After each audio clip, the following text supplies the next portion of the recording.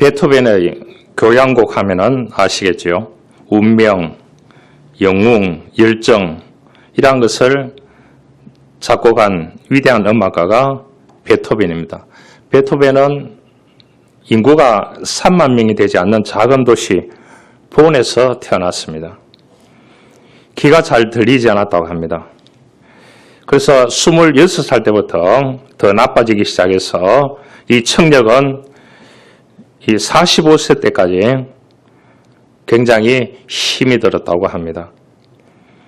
그 음악가가 이 귀가 들리지 않으니까 얼마나 어렵겠습니까? 그렇죠? 작곡하고 작사하고 다 해내고 또한 지휘까지 해야 되니까. 그런데 이 베토벤은 언젠가 하나님께서 나의 운명의 목을 쪼르고야 말겠다는 의지를 가지고 피아노 소리를 듣기 위해서 이 나무 막대기를 입에 물었대요. 물고 피아노에 가서 그 소리 나는 것을 대놓고 피아노를 치면은 그 소리를 입을 통해서 귀로 전달되는 것을 그런 연습을 했다고 합니다. 그래서 이 사람이 이 방법을 통해서 수많은 곡을 작곡했습니다. 여러분 1824년 5월 7일 베토벤은 제9번 교향곡 합창의 하는데 성공을 이루게 되는 것을 볼 수가 있습니다. 여러분 청력을 완전히 이때는 잃은 상태였다고 합니다. 그런데도 불구하고 합창, 영웅, 열정 위대한 곡들을 작곡을 해냈습니다. 그래서 이 공연한 여자 가수가 그의 손을 잡고 광중 쪽으로 몸을 돌렸을 때 박수 치는 것을 보고 자기가 위대하다는 것을 깨달았다고 합니다. 왜냐? 들리지 않으니까요. 그의 강인한 의지와 믿음으로 운명을 이기고 마침내 위대한 업적을 이루어냈습니다. 그래서 엥겔스라는 사람은 베토벤의 교향곡에 대해서 이렇게 말했습니다. 만약 이 웅장한 작품을 아직도 들어보지 않았다면 당신은 지금까지 단 한 번도 좋은 음악을 듣지 못한 것이다. 이렇게 얘기했습니다. 왜 그러냐? 베토벤의 믿음의 열정과 그의 긍정적인 사고와 그것을 통해서 인생의 작은 불꽃을 살려가는 사람이 되었기 때문이라고 합니다. 오늘 성경은 말합니다. 내가 차지도 아니하고 뜨겁지도 아니하도다. 내가 차든지 뜨겁든지 하기를 원하노라. 그렇게 우리들에게 교훈하고 있습니다. 긍정심리학 하면은 셀리그만이라는 사람이 전 세계적으로 위대한 학자입니다. 수많은 책들도 냈고요. 그게 24가지가 있습니다. 그 24가지를 제가 다 읽어드리면은 아하, 내가 한 20개 정도는 속해 있구나 이런 걸 발견하게 될 겁니다. 그 프로그램이 있거든요. 제 책에도 있고. 그래서 이 셀리그만은 29년 동안 우울증을 치료했습니다. 그런데 우울증 있는 사람들에게 이 긍정심리학을 24가지를 들이대니까 사람들이 다 변화와 회복이 일어나더라는 겁니다. 24가지 가운데 오늘 한 가지만 이야기하겠습니다. 감사입니다. 감사는 고마워하는 경험이죠. 최고 좋은. 이런 경험을 하다 보면은 인생에서 가장 긍정적인 것을 알아차리고 인지하게 되는 것입니다. 결과적으로 긍정적인 가치와 의미를 인정하게 되는 것입니다. 그래서 감사는 예견력을 확장시켜주고 다른 긍정 정서와 긍정 추론을 키워주는 것이 되는 것입니다. 이것이 24가지가 있습니다. 그래서 오늘 이 라우디게아 교회, 현재 어디냐? 트리케입니다. 소아시아 지역이죠. 그 당시만 하더라도 헬라 문명이 워낙 발달되어 있었습니다. 그래서 메소포타미아 문명이라 그렇게 얘기합니다. 이 교회가 세워질 때는 로마의 압제 속에 있었습니다. 그런데 이 라우디게아 지역은 나쿠스 계곡을 끼고 있는, 그래서 그 물이 흘러가지고 비옥한 땅에 가서 농사가 잘 되게 하는 그러한 지역이고, 흑양모 아시는지 모르겠습니다. 그래서 이 트리키에 가면은 다 사오는 것이 뭡니까? 양탄자라든지 그 옷이라든지 흑양모 이런 게 워낙 지금까지 2000년이 지났는데도 발달이 되어 있습니다. 거기가 이 출산지입니다. 그래서 가장 부유한 도시 가운데 한 도시였습니다.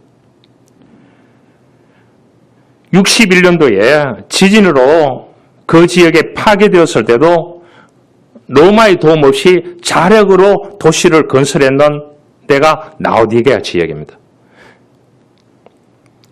그래서 히에라폴리라고 하는 거기에서 이제 뜨거운 광천수가 오다 보면은 계곡을 타고 수로를 타고 내려오다 보면은 라오디게아 지역에 딱 도착하면은 물이 미지근해진답니다. 자, 온천물이 미지근해지면은 맛이 있겠습니까? 없겠습니까? 또 온천하는 사람 좋겠습니까? 안 좋겠습니까? 안 좋다는 거죠. 그래서 이제 물이 미지근해지니까 그 물을 정제가 먹어도 짠물이 된다는 거예요. 그래서 주님께서 요한을 통해서 이 계시록 라오디게아 교회에 보내는 편지를 통해서 니네들이 차든지 뜨겁든지 미지근하든지 뜨겁든지 하라고 그렇게 말해주고 있습니다. 그는 영적인 주소를 의미하고 있습니다. 왜냐? 농민 앞절 속에 있고 가장 부유한 도시고 그러니까 일거리가 얼마나 많겠습니까? 그러니까 이 사람들이 교회 가고 예수 믿으면 불이익을 주는 거예요. 로마 황제를 숭배해야 되니까. 안 하고 교회 가니까 직장도 없어지고 먹고 살 것도 없어지고 열심히 일해서 먹고 살자니까 하나님도 믿어야 되고 로마 황제의 신도 믿어야 되고 여러 가지 상황이 펼쳐져 있는 그러한 지역입니다. 그러면 우리가 생각해 볼 수 있습니다. 미지근한 신자들이 있겠죠. 믿음이 약해서 언제든지 바뀔 수 있는 사람. 또 차가운 신자들이 있겠죠. 믿음이 전혀 없거나 성장이 전혀 없는 사람이 있을 수 있습니다. 여기서 차갑다는 말은 부정적인 말이고 뜨겁다는 말은 긍정적인 말이고 미지근하다는 말은 중간의 의미를 해주고 있습니다. 그래서 영적으로 뜨거워질 것을 요구하고 있는 그 교회와 교인들에게 요구하고 있는 많은 핍박 가운데 있기 때문에요. 예수님께서 이 땅에 오셔서 모든 것을 긍정적인 사고와 열정이 있는 사람을 선택했습니다. 우리가 인간적인 면에서 보면 하나님은 못된 사람입니다. 예수님은 굉장히 못된 사람입니다. 인간적인 면에서 보면 그렇습니다. 왜냐? 누구의 변명도 들어주지도 않고 말했는 대로 명령이 떨어지는 대로 순종을 요구했기 때문입니다. 그게 가부를 묻지 않았습니다. 그러고 보면 예수님이 하나님이시기 때문에 다행이지 그분이 참 인간이시기도 하고 참 하나님이시기도 하기 때문이지 인간적인 요소만 가지고 있다 하면 예수님만큼 나쁜 사람이 없습니다. 그러죠? 열심히 장사를 하고 있는데 그만두고 You must follow me. 가족들에게 인사하고 오겠습니다. 안 된다는 거예요. 나는 효자입니다. 부모님이 늙으셨기 때문에 몇 년 안 지나면 장례해야 됩니다. 그러니까 그것도 상속받아 놓고요. 따르겠습니다. 주님은 아주 단칼에 하나님이 아브라함에게 얘기하실 때에 고향 본토 친척 아비 집을 떠나라 했습니다. 그런데 아브라함이 가나안 땅에 와서 고향에 한 번도 돌아간 적이 없습니다. 그래서 믿음의 조상들은 뭐라고요? 본냥 하나님의 나라만 바라보고 살았습니다. 믿음으로요. 그래서 하나님과 예수님과 우리 믿음의 선진들은 뭡니까? 긍정적인 사고와 그들의 열정을 하나님을 위해서, 주님을 위해서 불태웠던 사람들입니다.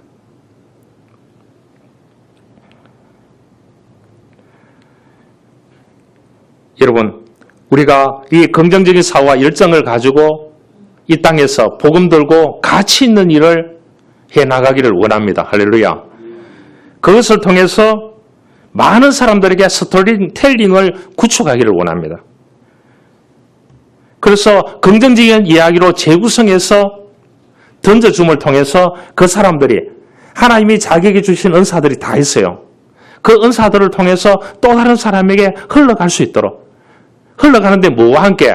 플러스 뭐와 함께? 예수와 함께, 복음과 함께, 말씀과 함께, 기도와 함께, 성령의 능력과 함께. 할렐루야. 그렇게 되어야 되는 것입니다.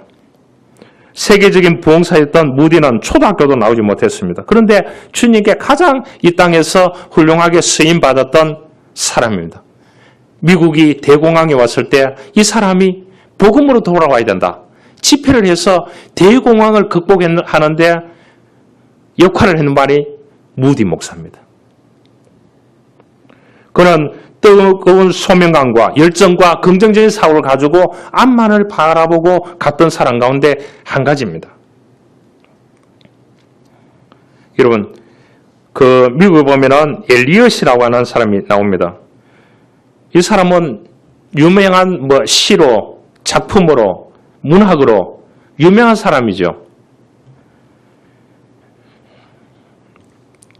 휘튼 대학의 수석으로 졸업한 수재였습니다. 그런데 이 사람이 복음을 듣고 아프리카에 가서 거기에서 복음을 전하다가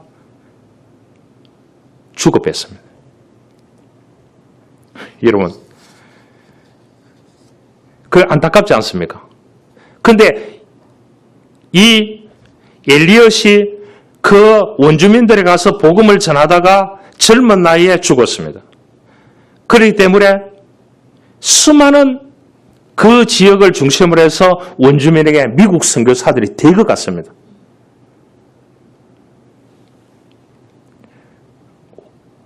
호주의 멜버른에 가면은 멜버른 교회가 지금도 있습니다.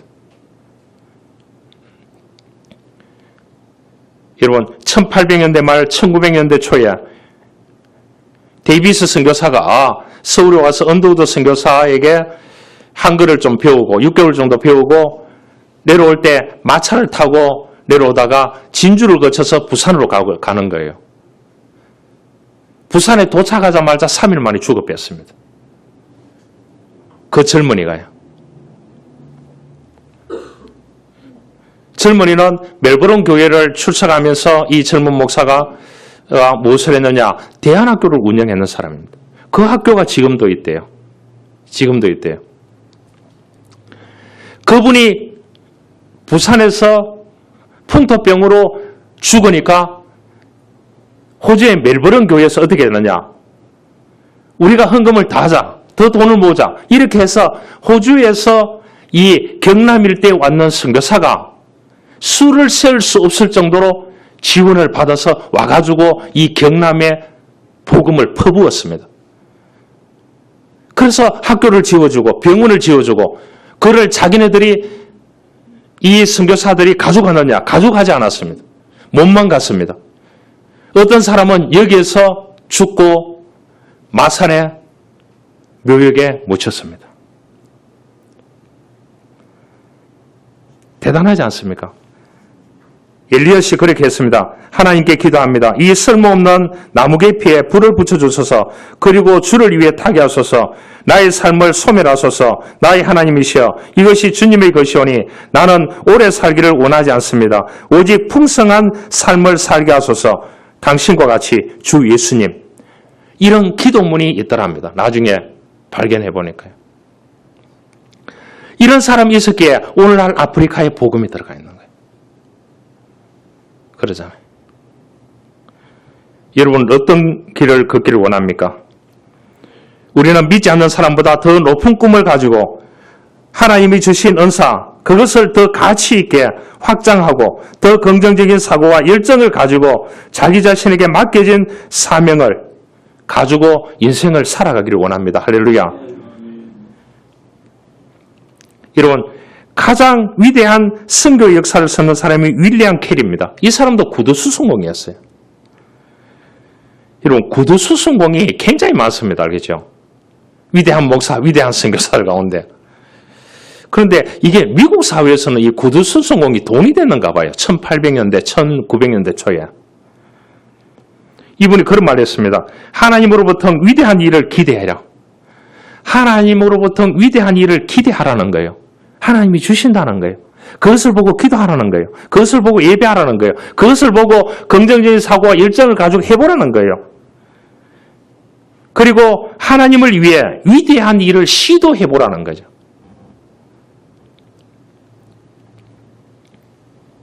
우리 교단에 요즘 뜨는 목사님이 있는데요. 제가 유튜브를 들어보고 제가 노예 서기 할 때 그분은 그쪽 노예 서기를 했더라고요. 그래서 이제 보니까 그분은 금요 기도회에 또 주일날 예배에 여러분 몇천 명이 모이는데 출석을 부른대요.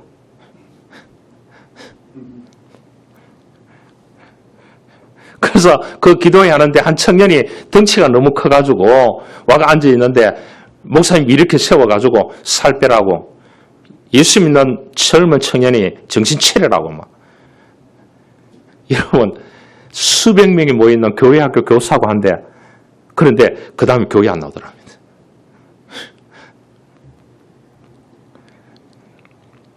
그래서 전화를 했다고 합니다.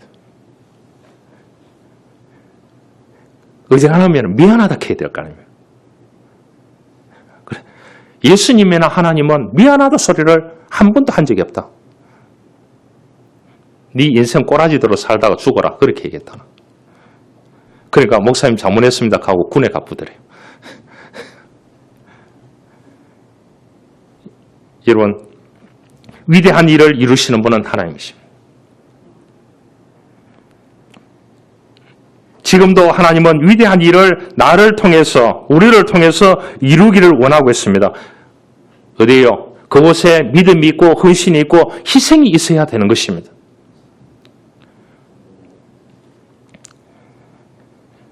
옛날에 두 형제가 나귀 한 마리를 샀습니다. 집으로 돌아오는 길에 형이 어린 동생을 그 나귀에다 태웠어요. 힘들어하기에. 그러니까 지나가던 사람들이 혀를 차면서 얘기합니다. 왜 나귀를 혼자 타느냐고. 형이 힘들지 않느냐고. 입을 대는 겁니다. 부끄러진 동생이 이제는 나귀에서 내려서 형에게 양보했습니다. 지친 형에게. 형이 타라고. 하니까 사람들이 또 뭐합니까? 웅성웅성 하는 겁니다. 어떻게 동생을 저렇게 더운 여름에 지치게 만들고 그렇게 하느냐고. 결국 형마저도 내리게 되었다고 합니다. 여러분, 우리가 모든 사람을 만족시킬 수 없습니다. 우리가 모든 사람은 아니기 때문입니다.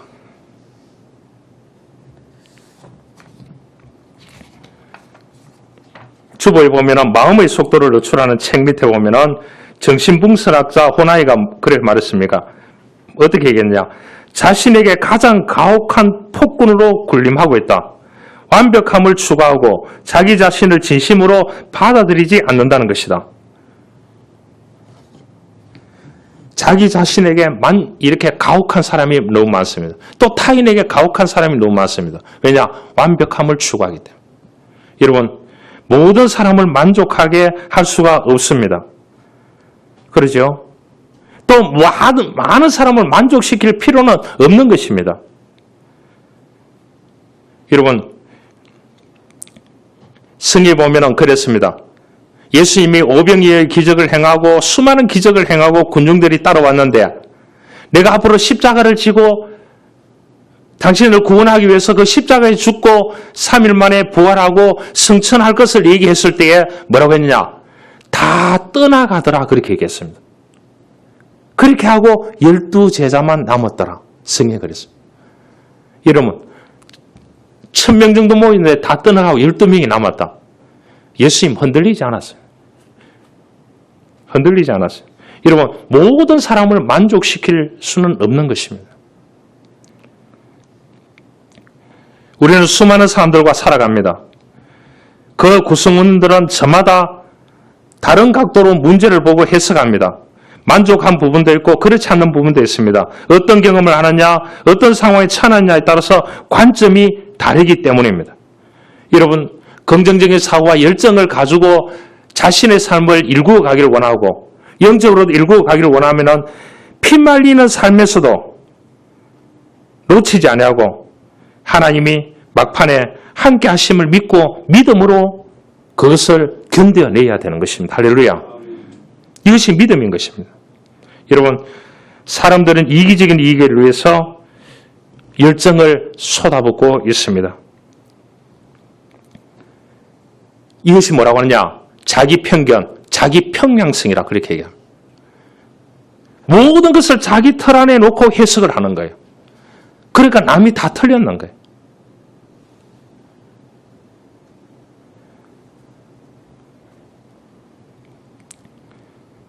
시골에 아가씨가 서울에 가서 이제 간호사가 됐어요. 그래서 이제 남자친구를 데려와서 결혼을 허락해달라 그랬어요. 그러니까 이제 그 아버지가 뼈대 있는 집안인가 봐요.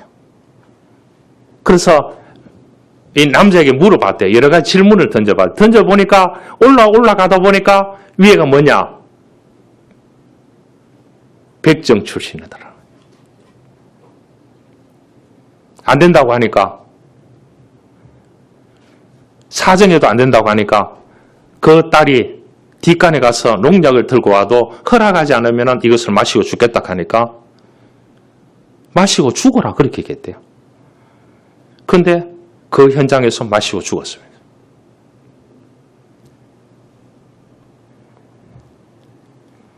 이만큼 현대 사람들은 이기적이라는 겁니다.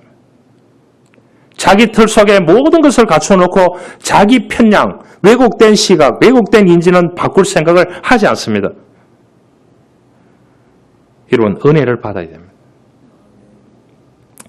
은혜를 받고 피말리는 희생과 헌신과 열정과 긍정적인 사고를 가지고 이거를 헤쳐나가야 되는 것입니다. 여러분, 세상은 호락호락하지 않습니다. 내 뜻대로 내 마음대로 되는 것이 세상이 아닌 것입니다. 은혜를 받아야 됩니다. 내가 하고 싶은 일, 내가 좋아하는 일만 하기를 원한다 하면 이 땅에 살 필요 없는 것입니다. 그 사람은 천국에 가야 되는 거예요. 천국에 가야 되는 거예요. 천국은 아무 걱정, 근심, 염려가 없게 되는 것입니다.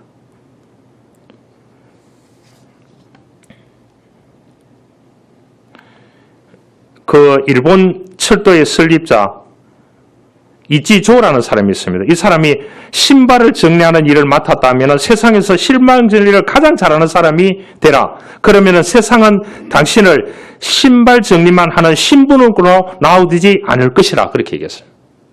그만큼 이 긍정적인 사고와 열정을 불태우기를 원하고 있습니다. 오늘 성경도 말합니다. 차갑든지 뜨겁든지 미지근한 것도 안 된다는 거예요. 어떤 어부가 있었습니다. 어떤 여자가 어부에게 시집을 와서 아들을 3명 낳았습니다. 그 후에 남편이 바다의 파도에 휩쓸려서 배가 침몰해서 죽었습니다. 그래서 부인이 세 아들을 고생스럽게 키웠습니다. 그러면서 바람이 뭐냐? 이 부인 속에 내 아이들은 절대로 어부가 되지 않게 하겠다. 그런데 큰아이가 20세가 됐습니다. 20세가 됐는데 배를 몰고 바다로 나간다. 고기 잡으러. 어머님이 그만큼 말려도 안 되는 거예요. 또 둘째도 뭐냐? 나도 형 따라 배를 몰고 나가겠다는 거예요. 세 번째도 어떻게 되느냐? 배를 몰고 나가겠다는 거예요. 방바닥에 엎드려서 이 어머니가 울고 있는데 지나가는 어떤 선비가 들어와서 위로합니다. 왜 그러십니까? 하니까 내가 젊어서 내 남편이 바다에 빠져 죽어서 내 아들들을 결코 어부를 만들지 않겠다고 다짐했는데 셋이 다 바깥으로 나갔습니다. 이러니까 내가 어떻게 살 수 있겠습니까? 이때 선비가 방을 가만히 보니까 방 한쪽 가운데 보니까 멋진 그림이 있었습니다. 그 그림은 바다의 그림이었습니다. 그래서 그 부인에게 물었습니다. 저 그림은 언제부터 놓여 있었습니까? 자기가 시집 올 때 누군가가 그림을 선물을 했대요. 그래서 걸어놨대요. 그러면 저 그림에서 이 집에서 애를 3명 낳았군요. 맞습니다. 그러면 저 애들 3명이 저 그림을 바다의 그림을 보면서 자랐겠네요. 예, 자랐습니다. 그렇기 때문에 그 아이들이 마음속에 자기도 모르는 사이에 바다에 대한 그리움이 넘쳐서 바다로 가게 된 것입니다. 여러분, 그 그림 밑에서 성장하고 그 그림의 내용이 마음속에 영향을 미쳐서 바다의 세계로 향했다는 이야기입니다. 우리는 일생을 믿음으로 살아가야 됩니다. 믿음으로 사는데 이스라엘 백성같이 불평과 원망으로 사는 것이 아니고 이익이 있으면 예수님을 따라가고 안 그러면 떠나가는 그것이 아니고 우리가 믿음의 그늘에서 성장해 가야 됩니다. 그러기 위해서는 긍정적인 것이 필요합니다. 제가 24가지 가운데 한 가지만 얘기했습니다. 또 한 가지가 열정입니다. 열정이 필요합니다. 우리가 오늘 사도신경 했습니다. 사도신경 맨 처음에 나오는 낱말이 이탈리아어로 끄레또라는 말입니다. 끄레또. 끄레또가 뭐냐? 내가 믿습니다. 이 말입니다. 무엇을 믿어요? 내가 믿는다는 대전제에서 삼고 앞에 얘기합니다. 전능하사 천지를 만드신 하나님의 아버지를 믿습니다. 그 아들 우리 주 예수 그리스도를 믿습니다. 동정녀 탄생을 믿습니다. 십자가의 돌아가심을 믿습니다. 할렐루야. 기독교는 믿음을 강조하는 종교입니다. 그러면 얘기합시다. 어떤 부모는 아이들 보고 이야기합니다. 내가 너를 낳아서 얼마나 기도한 줄 아느냐고. 그랬기 때문에 오늘 있는 거야. 이렇게 얘기했을 때 그 자녀가 그렇게 얘기합니다. 내가 기도한 걸 봤나? 엄마가 나를 놓는 걸 봤나? 내가 어떻게 믿느냐? 이렇게 얘기하면은 그 부모가 황당하지 않겠습니까? 어느 목사님이 중국집에 짜장면을 시켰대요. 그걸 배달 왔는 학생이 중학생이나 고등학생 정도 알바하는 학생 그 정도밖에 안 돼 보이더래요. 그래서 이 짜장면 배달 왔기에 그 아이 보고 그랬다고 얘기합니다. 예수 믿고 천국 갑시다. 그렇게 하니까 예수를 어떻게 믿어요? 증명해 보세요. 그냥 믿는 거야. 그렇게 얘기하니까 아이고 뭐 어떻게 믿느냐고. 그러면서 하는 말이 너 아버지 있지? 엄마 있지? 하니까 있어요. 그러면 그 엄마 아버지가 너를 낳았다는 증거가 있나? 증명이 있나? 하니까 없습니다. 하나님도 이 사람아 그렇게 믿는 거야. 그것이 믿음이야. 할렐루야. 그것이 믿음인 것입니다. 여러분, 우리는 하나님의 말씀을 믿는 것에서 믿음이 시작되는 것입니다. 믿음은 현세와 내세를 관통하는 구원의 길이라고 말해볼 수 있는 것입니다. 우리가 가진 그 어떤 문제도 주님 앞에 가지고 나오면 해결받을 수 있습니다.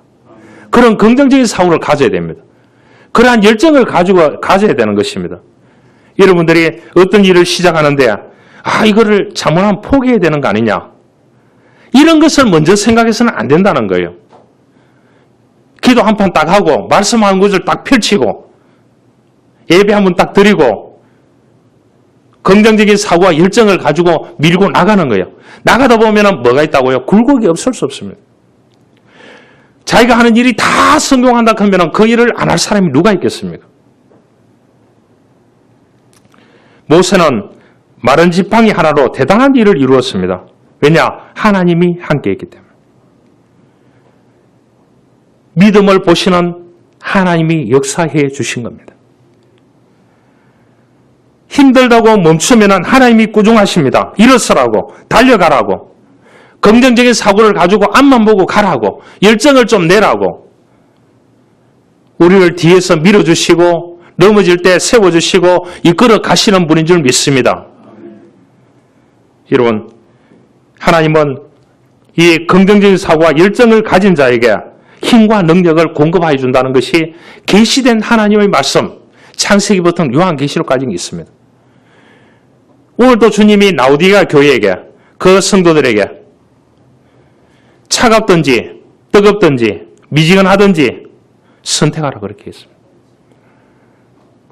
뜨거워져서 그 영적인 열정을 내기를 원하고 있습니다.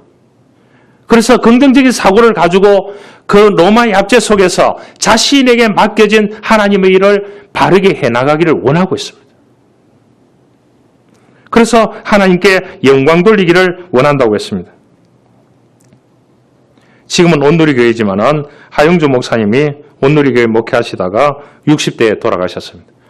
이 사람은 개척할 때 암이 왔어요. 군에 갔는데 폐병이 왔어요. 의가세대했어요. 그래서 연예인 교회를 지하에서 했는데 연예인들 모아놓고 성경 공부 가르치고 예배를 드렸는데 그 이분 일화가 너무 많습니다. 예수님이 동정녀에 탄생했다 이렇게 얘기하니까 그 한 탤런트가 그렇게 얘기했대요. 아이고 봤느냐고. 그렇게 하니까 구봉서라고 하는 분 아시는지 모르겠습니다. 그 장로님. 예. 왜냐?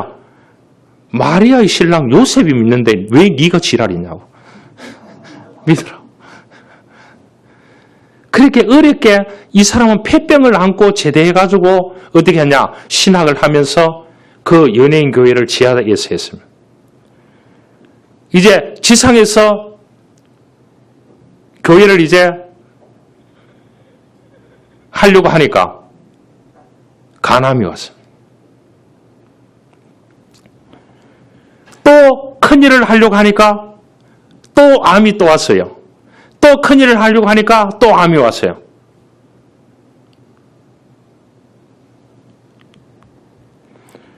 그분이 일고 낳는 것이 오늘날 온누리교회입니다.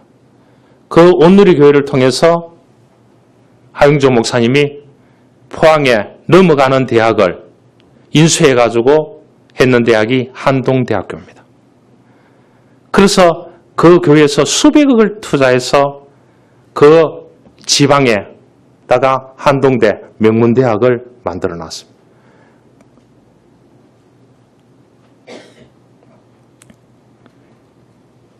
여러분, 이분이 이제 그 탤런트들에게 옛날에 이제 신방을 가면은 그렇게 했대요. 탤런트 가운데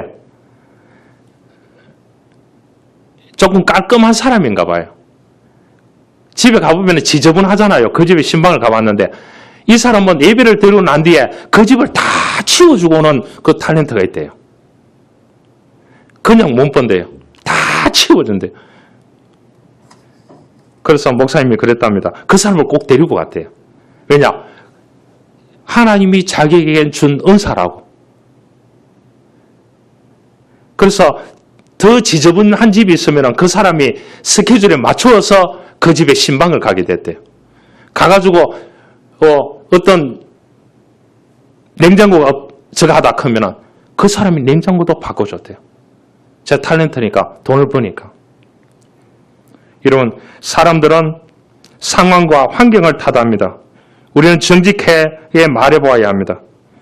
여러분, 어떤 상황 가운데서도 하나님을 바라보는 훈련이 되어져야 합니다. 24시간 동안 하나님을 찾는 훈련이 되어져야 됩니다. 어려우면 먼저 엎드려 기도하는 것을 먼저 배워야 돼요. 힘들면 예배하는 것을 먼저 배워야 돼요. 그래야 하나님의 임재를 경험할 수 있기 때문입니다. 영국의 18세기 부흥을 주도했던 휘트필드라는 사람이 그런 말을 했습니다. 나는 녹슬어 없어지기보다는 차라리 따라서 없어지기를 원한다. 그렇게 얘기했습니다. 대단한 열정을 가지고 살았던 부흥 강사였습니다. 오늘 본문에 보면은 라오디게아 교회의 성도들은 예수님으로부터 혹독한 책망을 받았습니다. 니네들이 뭐 하는 짓이냐고. 이 가장 부유한 도시에서 그 압제 좀 한다고. 예수 믿기로 결단하고 교회를 세워가려고 하면 헌신과 열정과 긍정적인 사고와 이런 것을 가지고 살아가야 되는데 거기에 휩싸여가지고 먹고 노는데 정신이 팔려가지고 여러분 제가 얘기했죠. 예수님 민간적인 측면에서 보면 아주 나쁜 사람이에요. 그분이 하나님이시기 때문에. 하나님이시기 때문에. 칭찬과 자랑이 하나도 없는 교회가 라오디게아 교회였습니다. 열정이 식었기 때문에. 열정의 지수가 없기 때문입니다. 긍정적인 사고가 없기 때문입니다. 여러분 한편으로는 이해합니다. 이해합니다. 제가 서두에 얘기했잖아요. 예배 때 출석 부르는 목사님. 여러분 유튜브 들어가 보면 제 말이 거짓말이 아닙니다.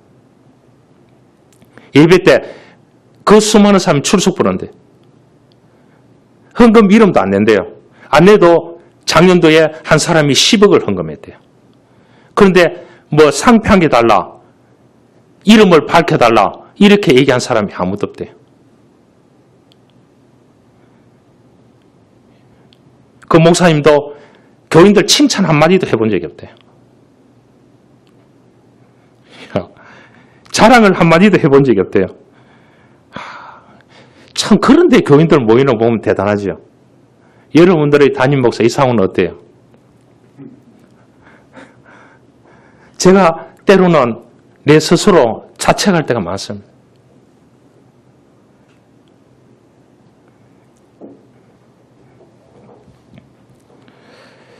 내가 내 행위를 나누니 내가 차지도 아니하고 뜨겁지도 아니하도다. 내가 차든지 뜨겁든지 하기를 원하노라. 주님은 뜨거운 열정을 갖기를 원했습니다. 그들의 긍정적인 사고를 갖기를 원했습니다. 그런데 나는 부자라 부유하여 부족한 것이 없다. 그렇게 얘기했습니다. 그런데 이 사람들은 뭐냐? 예수님께서 열심을 내라 책망했습니다. 열정을 태워라. 그렇게 얘기했습니다. 안 그러면 니네들을 다 토해내겠다. 그렇게 얘기했어요. 천국은 없다 이런 말입니다. 천국은 없다 이런 말이에요. 여러분 능력이 부족한 사람은 봐줄만 합니다. 왜냐하면 천천히 가더라도 능력은 갖추면 됩니다. 실력이 없는 사람은 참아줄 수 있습니다.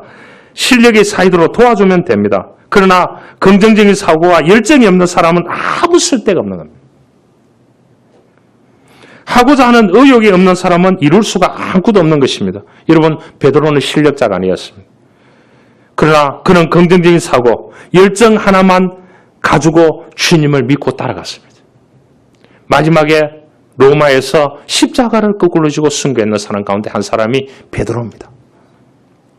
여러분 풍랑이 있는 그곳에 주님이 바다 위에 걸어오시는 것을 보고 너도 걸어와 보라고 그렇게 했을 때 그 바다에 뛰어들어가가지고 걸어가는 베드로 대단하지 않습니까? 안 그래요? 여러분 우리가 성경에 간단하게 나와 있지만 그 성경의 한 문장이 소설로 쓴다 하면 한 권을 써도 넘을 거예요.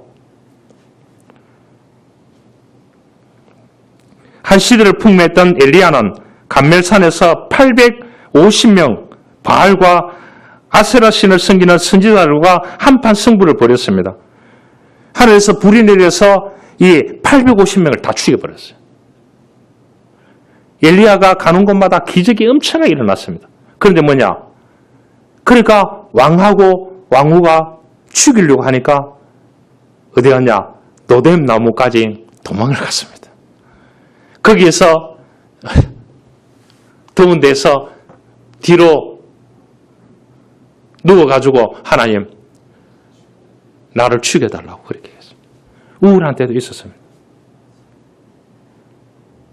그러나 하나님이 그를 찾아왔습니다. 아합과 이사벨의 음모에 도망가기는 했지만 그가 좌절해 있을 때 하나님이 그를 찾아왔습니다. 다시 열정과 긍정적인 오케이 사고를 가져라고 그렇게 얘기했습니다. 그랬을 때 다시 일어날 수 있었습니다. 여러분, 나는 내일을 기다리지 않는다는 그러한 긍정적인 사고와 열정을 가지고 있었던 발레리나 강수지 씨가 있었습니다. 이 사람은 지금 하고 있는 일에 최선을 다하자 그런 신념을 가지고 18세에 독일의 슈트가르트 발레단에 최연소 입단을 했습니다. 그런데 이 32살의 전성기 때에 정강이 뼈가 부러졌습니다.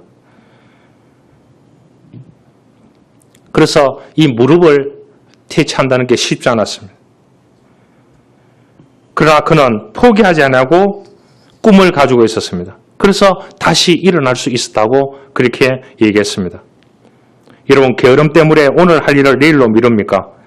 그러다 보면 좋지 않은 경과는 다반사입니다. 그날의 계획을 할 수 있는 만큼 전략을 세워서 우리가 긍정적인 사고를 가지고 열정을 가지고 나가야 되는 것입니다. 인류 역사상 가장 많이 사용되는 단어가 첫 번째가 어머니고요. 두 번째가 열정이고 세 번째가 긍정적인 사고입니다. 긍정적입니다. 여러분, 인생을 공부를 하든지 사업을 하든지 직장을 가든지 긍정적인 사고와 열정은 필요한 것입니다. 그것이 우리의 미래를 이끌어줍니다. 믿음의 선조들은 복음에 대한 열정에 생명을 걸었습니다. 바울도 베드로도 요한도 안드레도 의심 많은 도마도 말입니다. 주님을 의지하면서 폭발적인 오케이와 열정을 가지고 쏟아내었습니다. 여러분, 긍정적인 사고와 열정을 회복하시길 바랍니다. 세계 모든 나라의 역사가 화려할 때에 다 역사를 지배했던 강력한 정신이 있었습니다. 옛날 유럽은 무슨 정신입니까? 기사도 정신이었어요. 놀라고 무서운 겁니다. 그래서 십자군 전쟁이 일어났나. 일본 하면은 뭡니까? 사무라이 정신. 그 때문에 뭡니까? 이 동남아를 전부 다 식민지로 만들게